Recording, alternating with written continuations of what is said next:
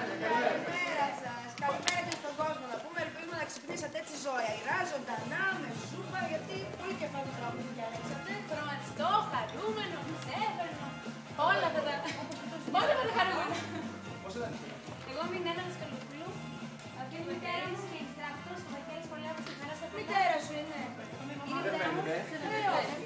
Και τώρα με φαντάζομαι τη μαμά μου να χορεύω σούπα. Ξέρεις, μπορεί να συμβαίνει ακόμη και μετά.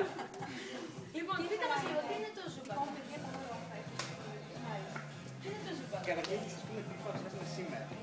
Αυτό είναι ένα καινούριο πρόγραμμα Zumba που λέγεται Zumba στο Tao και μέσα στο πρόγραμμα που κάνουμε το Zumba που έχουμε γνωρίσει, χρησιμοποιούμε καρέκλα. Η καρέκλα χρησιμοποιείται δηλαδή στην μάθημα γυμναστική. Οπότε πέρα από το που περνάμε πάρα πολύ καλά, χορεύουμε κτλ.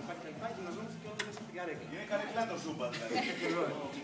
Είναι ισχυρό από το κανονικό ζούπα.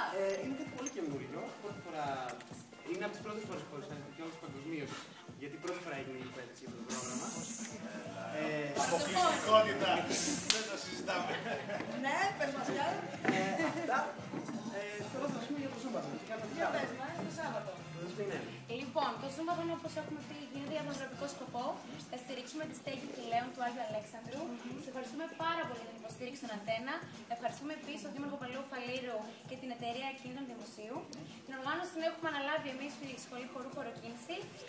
Θα έρθετε εκεί πέρα λοιπόν στο Τάκι Ποτό 24 Μαρτίου, το Σάββατο μας έρχεται. Ώρα. 5 με 8. 3 ώρες θα τελείω το και λίγο νωρίτερα για την προσέλευση. Ναι. Και πρόβα δεν χρειάζεται καμιά προπόνηση.